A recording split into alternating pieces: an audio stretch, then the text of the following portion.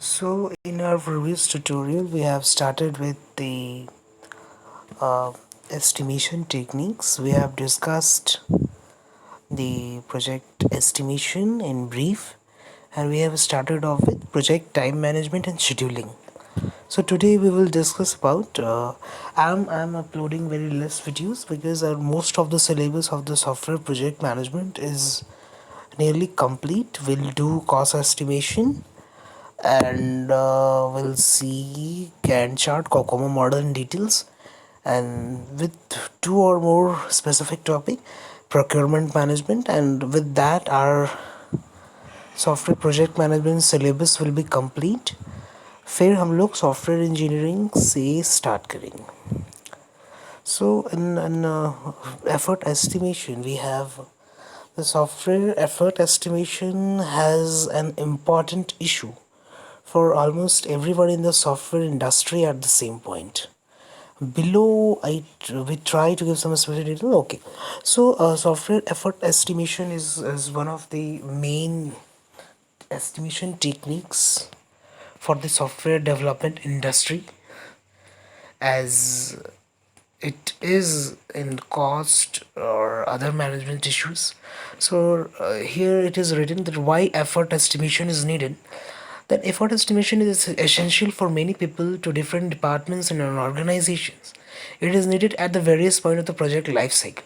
Effort estimation basically undertaking to measure that how much effort means how much cost, we can say in rough, but how much manpower or how much energy or how much resources energy in the terms of electricity, software consumption, memory consumption, this all things come under effort estimation.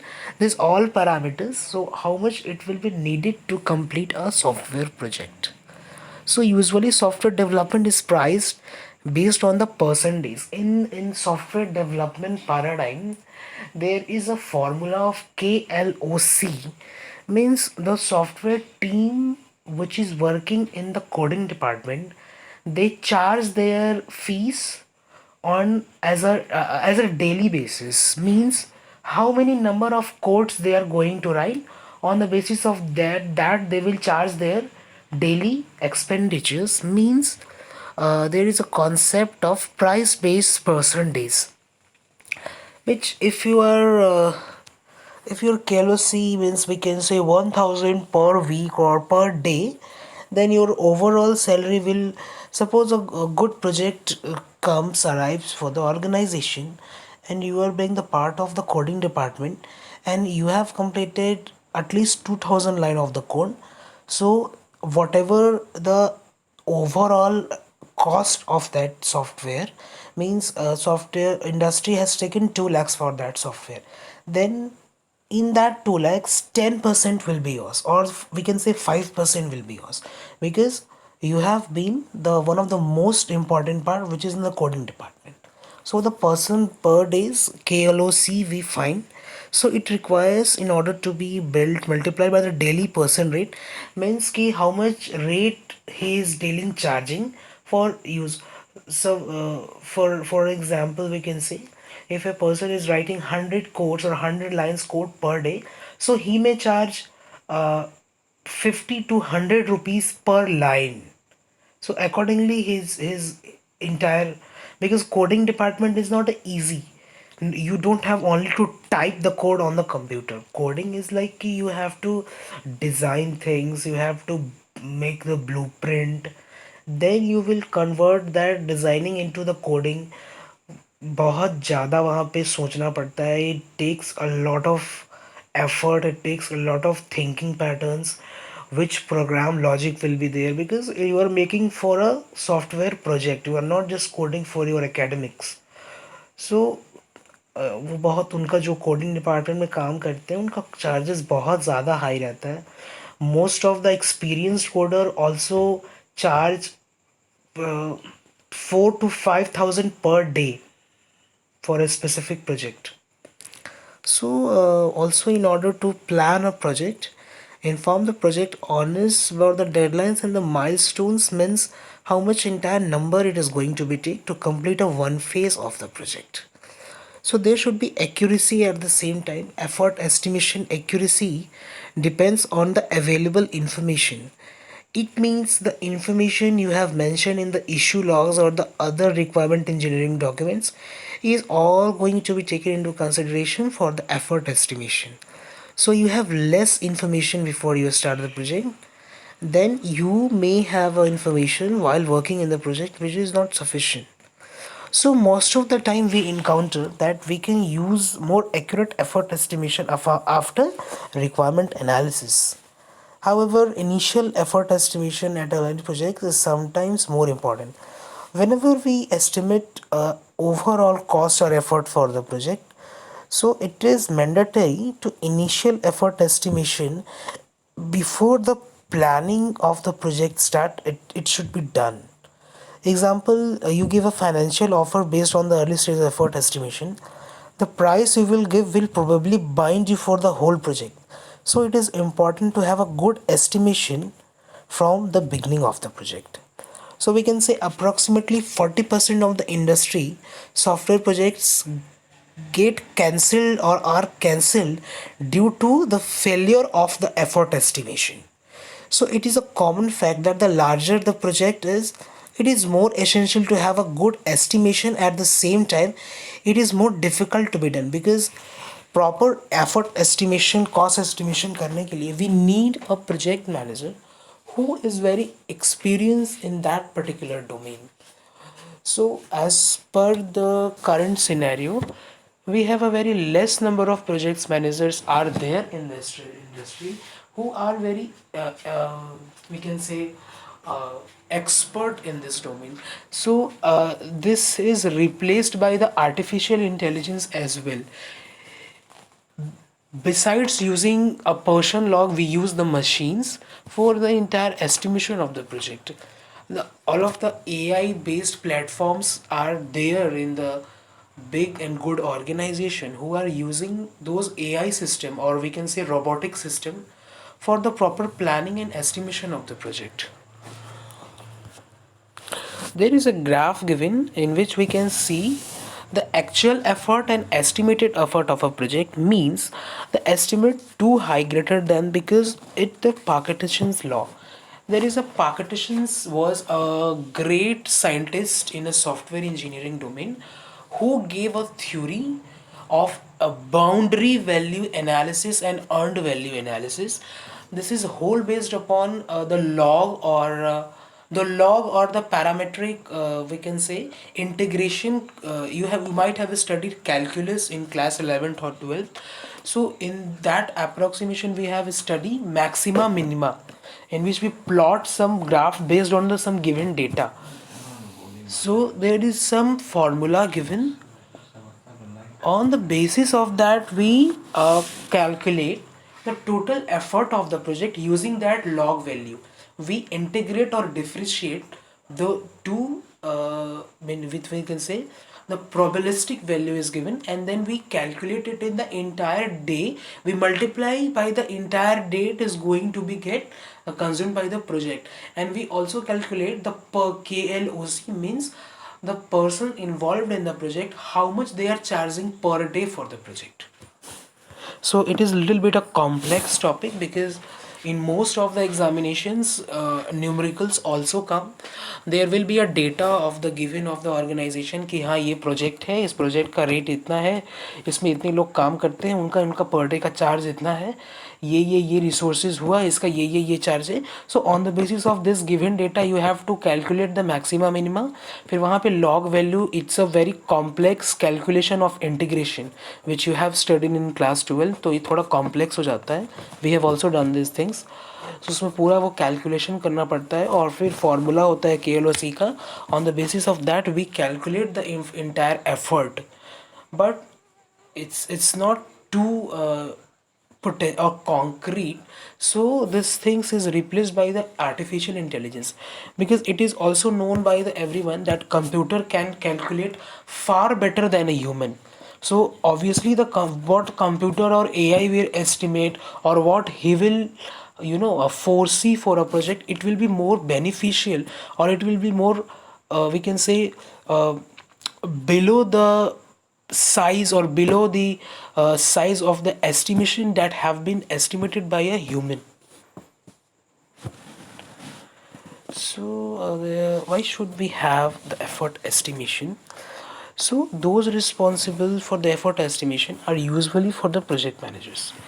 So the project managers is one who's take the responsibility of the entire task. So basically the basics, raw data facts is given over here. Sales people don't want low cost. This means low effort estimation. You want more resources, and you most won't see in software engineering and in software project management.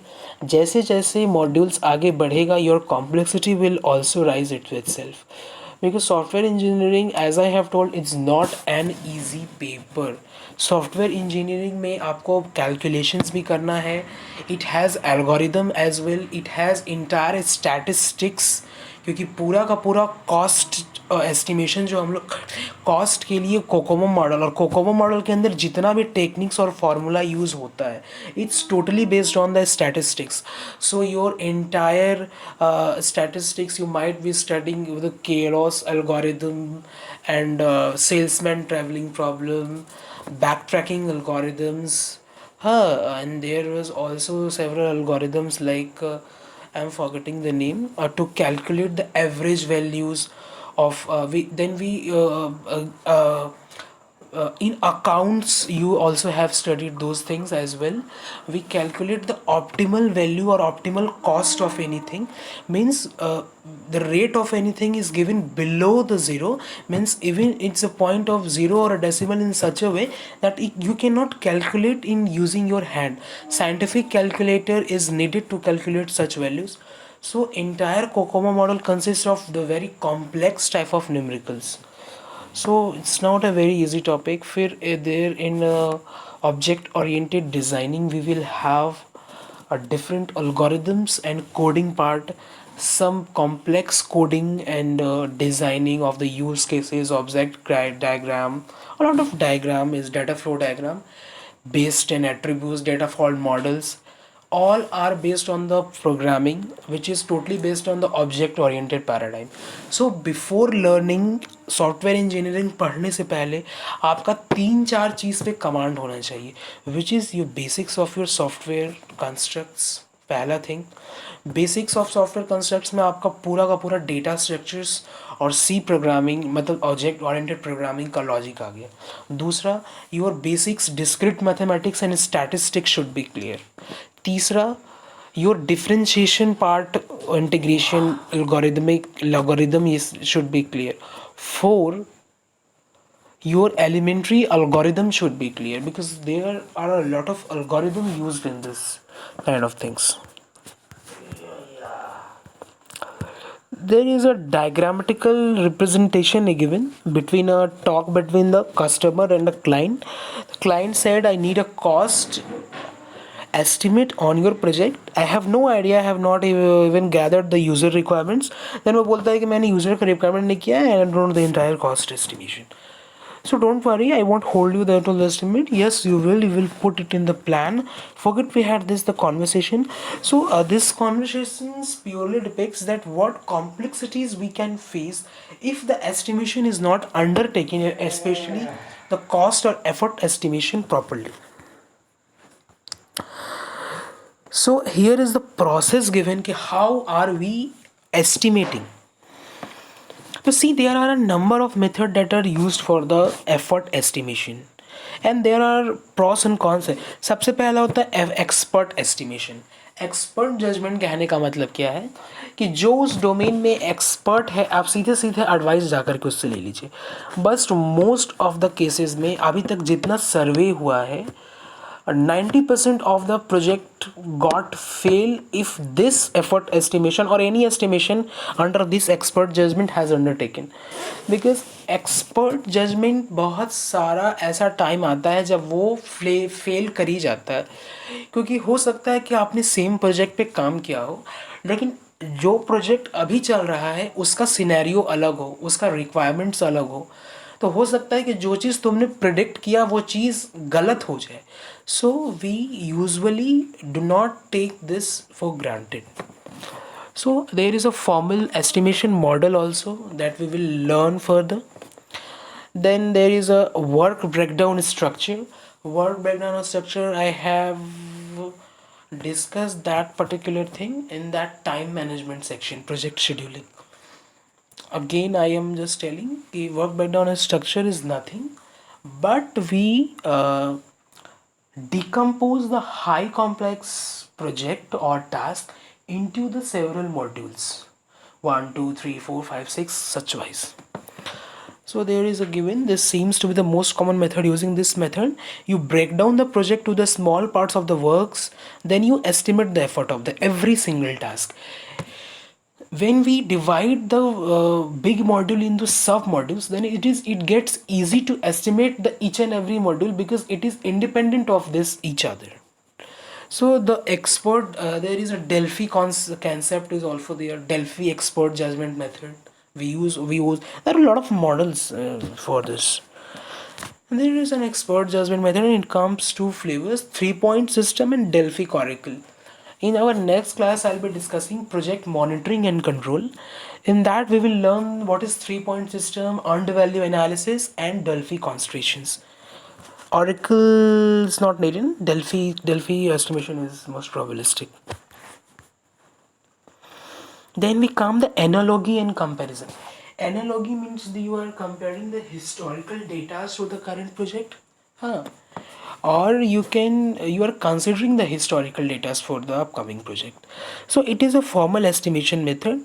With this method, we are searching for the project with similar characteristics. We choose the closest one of the video we are estimating. So analogy based estimation is a technique for early life macro system estimation. Analogy based estimation involves selecting one or two completed projects the most closely match the characteristics of your planned projects. The chosen project is then used as a base for the new estimate. So this is how we done the analogy. In then we have the COCOMO. COCOMO is also used for the cost in budgeting. So it is another formal method. We will discuss this estimating size, and then we have the best practices in the first COCOMO model in detail in cost estimation part. So it is the full form of COCOMO is constructive cost model. It is the largest measure extension of the original COCOMO, which was published in 1981. COCOMO accepts as a input quantitative and qualitative weighted characteristics and produced effort estimation. Estimating size. We how do we estimate the size of a project? Huh? So most of the formal methods require somehow defining the project size. Most of the SLOC single lines of code, or you can say kilobyte lines of code, the unregistered functions, while expert judgment methods focus on the breaking down the project to a small part so that it is easy to predict their efforts. So what are the best practices for the effort estimation? So there are 2 to 3 points important which I going to discuss. Rest you can have your it on.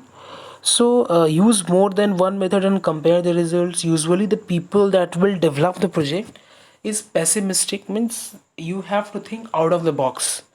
People that will not have to work on the project most of the time optimistics. So keep your estimates and compare them with actual results in order to calibrate what you are modeling. Gather as much as information about the requirement, so this will also help. Do not get very little tiny details. The further you go the early stage estimation, the more uncertainty will come and less accurate estimation will arrive. So overshifting will not be there. So this is what are the common mistakes in effort estimation that we usually do. Don't say yes when really meaning no. Do not commit too early with lots of uncertainties. Do not overestimate saving from the new tools or the methods. Do not use only one estimation techniques. हो सकता है कि आपने एक model use किया और आपका estimation figure out सही से हुआ, but it does not mean कि आपको फिर नहीं करना है. At least use 2 to 3 models along with to estimate any single constraints of the project. Include risk. We have to also focus on the risk analysis. So there are a lot to come. We have to focus on the cost, procurement management, monitoring and control. Then we will shift to the risk. Risk कैसे arise होता है, how we can assess the risk estimation models are also there. So it's a very broad chapter.